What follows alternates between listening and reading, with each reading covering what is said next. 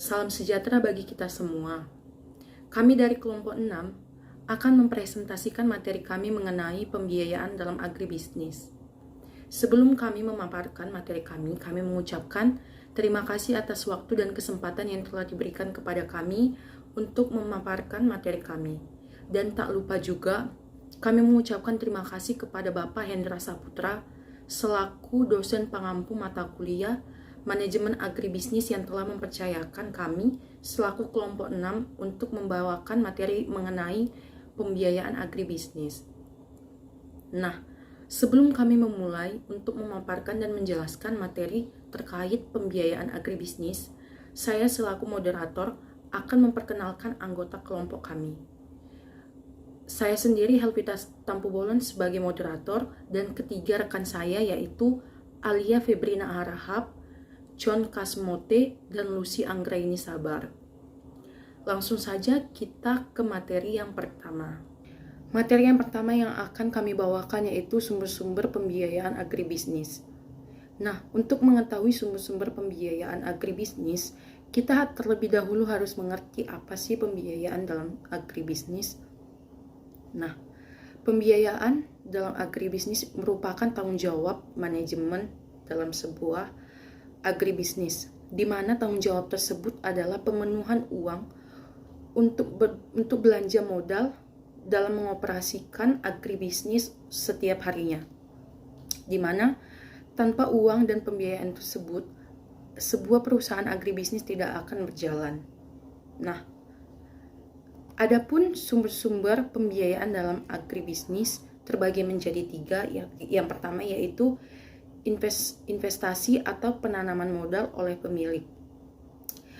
Penanaman modal oleh pemilik ini di mana seorang individu atau sebuah kelompok menyatukan diri untuk menanam modal berupa uang ataupun peralatan atau aset tetap seperti peralatan, bangunan, ataupun lahan yang digunakan dalam proses usaha dalam sebuah agribisnis. Di sini penanam modal akan diuntungkan dari laba yang dihasilkan ketika sebuah agribisnis itu telah menjalankan usahanya atau sudah beroperasi. Nah, dari situlah pemilik modal akan mendapatkan laba dari usaha yang telah dijalankan dalam sebuah agribisnis. Yang kedua itu ada pinjaman. Pinjaman ini terbagi menjadi 3, yaitu pinjaman jangka pendek, yaitu 1 atau kurang dari setahun, pinjaman jangka menengah, di sini 1 sampai 5 tahun, dan pinjaman jangka panjang, yaitu lebih dari 5 tahun. Pinjaman ini dapat berupa pinjaman dari bank yang digunakan sebagai dana tambahan dalam menjalankan sebuah usaha agribisnis. Dan yang ketiga itu dana yang berasal dari laba dan penyusutan.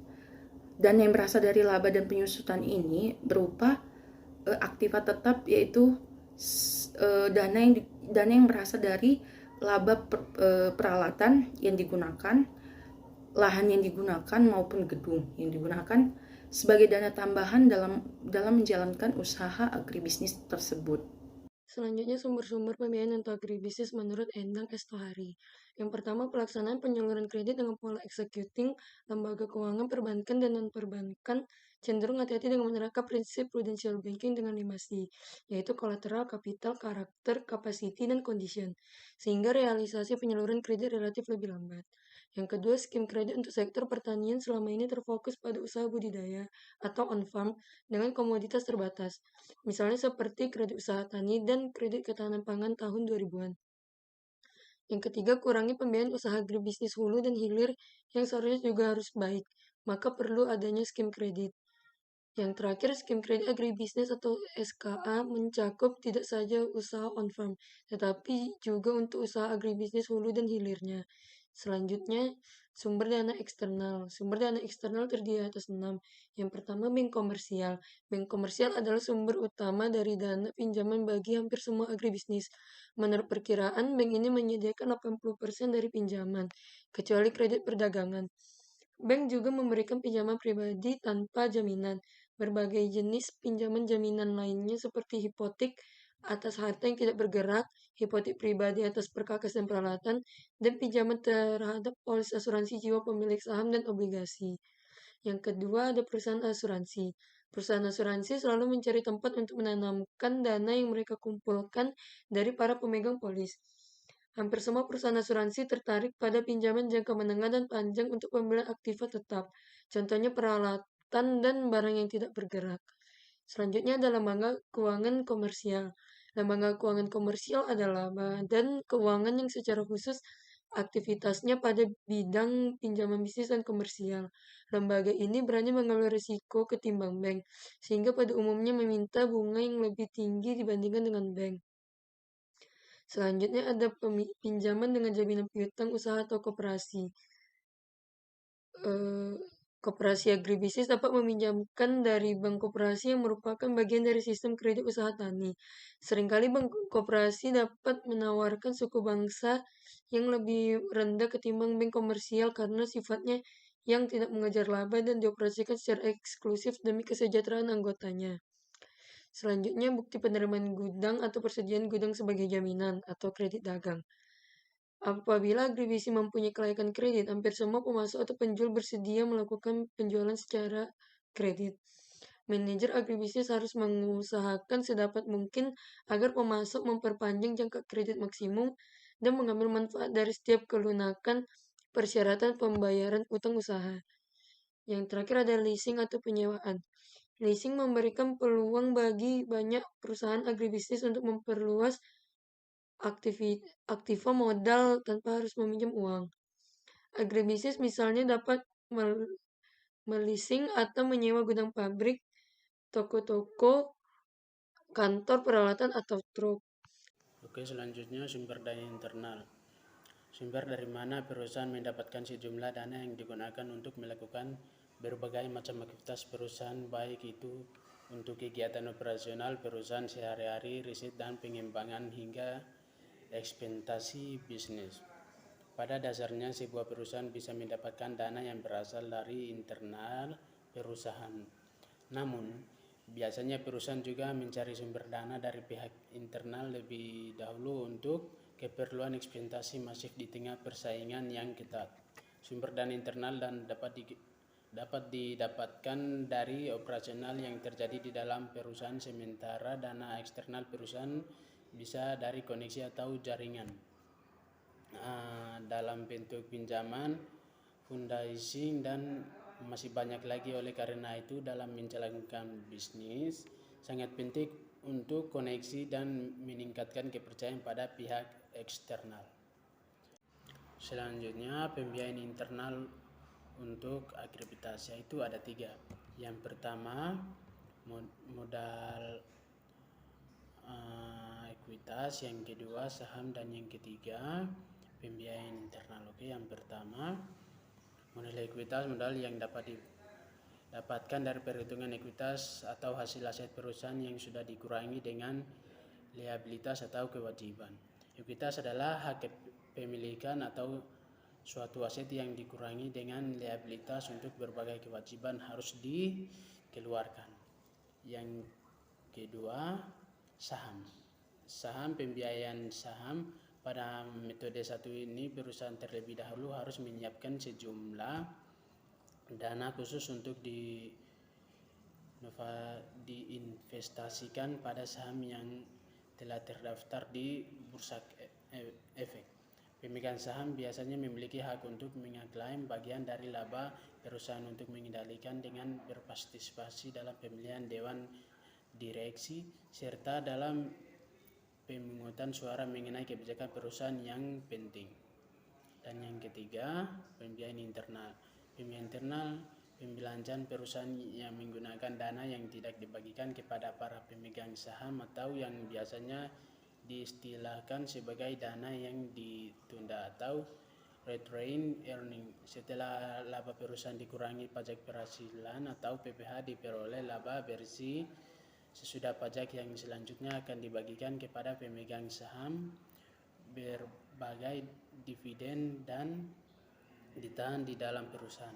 Bagian yang ditahan di dalam perusahaan merupakan sumber pembelanjaan intern yang di dalam neraca termasuk bagian dari modal atau dana pemegang saham. Besar atau kecil pembelanjaan internal amat sangat tergantung dari besar dan kecilnya pembayaran dividen. Semakin besar dividen yang dibayarkan, semakin kecil dividen yang dapat ditambahkan kembali. Sumber pembiayaan lainnya untuk usaha agribisnis. Yang pertama ada kredit ketahanan pangan atau KKP. Ini adalah kredit investasi modal kerja yang diberikan bank pelaksana kepada petani peternak, yang pola penyalurannya melalui eksekutif dengan sumber dana 100% berasal dari dana perbankan dan risiko sepenuhnya ditanggung oleh perbankan. Yang kedua ada kredit taskin agribisnis, di mana ini adalah kredit berbunga murah yang ditujukan untuk meningkatkan investasi agribisnis sekaligus untuk mengentaskan kemiskinan di daerah. Kredit ini bersumber dari Yayasan Dakap dan Yayasan Mandiri. Yang ketiga ada modal ventura. Ini adalah salah satu sumber pembiayaan non-perbankan yang dipergunakan untuk semua sektor usaha produktif melalui kerjasama antar perusahaan modal ventura dengan pengusaha kecil menengah. Yang keempat ada dana laba BUMN. Ini adalah salah satu sumber pembiayaan bagi perusahaan kecil dan bagi perusahaan menengah dengan suku bunga sangat rendah hanya 6% per tahun. Yang kelima ada pegadaian. Pegadaian ini prinsipnya petani dapat memperoleh kredit dari pegadaian dengan jaminan gabah, terutama pada saat panen raya saat harga gabah turun. Namun suku bunga gadai cukup tinggi yaitu 1,75% per 15 hari maksimum 4 bulan. Yang kelima ada skim kredit komersial, yaitu permodalan dengan suku bunga yang dimanfaatkan untuk pengembangan sektor pertanian. Contohnya seperti Kupedes, kredit umum perdesaan dari BRI. Studi kasus yang berjudul Efektivitas Pembiayaan Agribisnis Mangga dalam program kredit usaha rakyat Bank BRI, studi kasus Desa Temulung Tonggo, Kecamatan Greget, Kabupaten Cirebon. Pada studi kasus ini, mangga merupakan salah satu komoditas yang memberikan pendapatan terbesar di daerah Cirebon. Namun permasalahannya, perilaku agribisnis mangga di Kecamatan Greget, Kabupaten Cirebon ini berada pada level transisi dari pertanian subsisten ke pertanian komersial, di mana itu harus didukung oleh pembiayaan yang tepat. Disinilah program pembiayaan KUR BRI berguna, yaitu untuk menyalurkan dana kepada sektor usaha kecil, UMKM, dan sektor pertanian. Pada sektor pertanian, KUR ini berguna untuk memberi modal usaha bagi para petani kecil. Dengan adanya KUR ini berdampak pada ekonomi masyarakat seperti bertambahnya aset, misalnya petani jadi memiliki mesin semprot dan juga memiliki motor pengangkut mangga. Kondisi usaha menjadi lebih stabil dan dengan adanya pinjaman, petani jadi bisa menambah menyewa pohon dari petani lain sehingga tingkat pendapatan pun meningkat. Namun yang menjadi kendala di sini adalah pemanfaatan pembiayaan. Sebagian besar nasabah menilai pihak bank tidak aktif dalam memberikan pembinaan, padahal dalam keterangan terdapat peraturan bahwa pengawasan minimal 3 bulan setelah pencairan dilakukan untuk memastikan dana digunakan secara tepat. Jadi solusinya pihak bank harus memberikan pembinaan kepada petani setelah pinjaman diberikan. Jangan hanya melakukan kunjungan saat survei saja, karena untuk memastikan apakah penggunaan dana yang dipinjam digunakan oleh petani untuk keperluan tani atau tidak. Adapun kesimpulan dari seluruh pemaparan materi kami mengenai pembiayaan agribisnis, yaitu pembiayaan agribisnis merupakan bagian dari studi keuangan yang memiliki peranan penting dalam sebuah usaha agribisnis, di mana kita mesti tahu bahwa sektor pertanian merupakan sektor yang paling terpenting dalam sebuah negara, maupun negara maju ataupun negara berkembang, yang memiliki pengaruh besar dalam sebuah sektor ekonomi. Pembiayaan agribisnis juga dapat dikatakan sebagai studi tentang bagaimana menyediakan modal dan menggunakannya serta mengontrolnya agar menghasilkan laba sebesar-besarnya dan sesuai dengan visi dan misi dalam sebuah perusahaan agribisnis. Sekian presentasi kami mengenai materi pembiayaan agribisnis. Kami mohon maaf jika ada kesalahan penggunaan kata ataupun gerakan tubuh yang telah kami gunakan selama melakukan presentasi ini, dan kami mengucapkan terima kasih atas waktu dan kesempatan yang diberikan kepada kami untuk menyampaikan materi kami mengenai pembiayaan agribisnis. Dan tak lupa juga kami mengucapkan terima kasih kepada Bapak Hendra Saputra yang telah membimbing kami dalam mempersiapkan materi ini. Terima kasih.